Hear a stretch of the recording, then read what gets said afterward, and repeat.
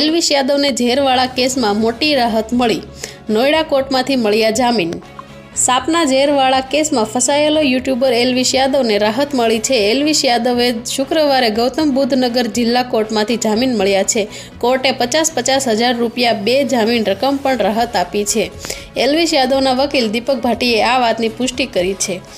Elvis યાદવની રવિવારે નોઈડા પોલીસે ધરપકડ કરી હતી।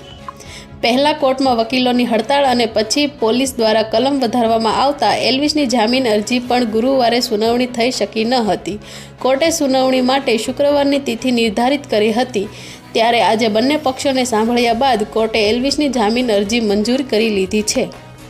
યુટ્યુબર એલ્વિસ યાદવને કન્ટેન્ટ ક્રિએટર સાગર ઠાઉર ઉર્ફે મેક્સટન સાથે મારામારીના કેસમાં આગામી સપ્તાહે ગુરુગ્રામની એક અદાલતમાં રજૂ કરવામાં આવશે।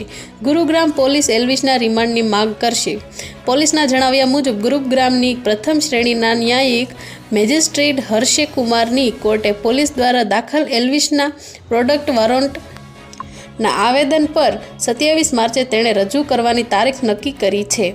ગુરુગ્રામના સેક્ટર 53ના પોલીસ અધિકારી રાજેન્દ્ર કુમારે કહ્યું કે પોલીસને મામલામાં એલ્વિસના પ્રોડક્શન વોરંટની માંગ કરતા બુધવારે કોર્ટમાં એક અરજી દાખલ કરી। એલ્વિસને 8 માર્ચના એક વિડીયોમાં ઠાકુરને મારતો જોઈ શકાય છે। વિડીયોમાં એલ્વિસ ઠાકુરને જમીન પર પછાડતા અને થપ્પડ મારતો દેખાડવામાં જણાયો હતો।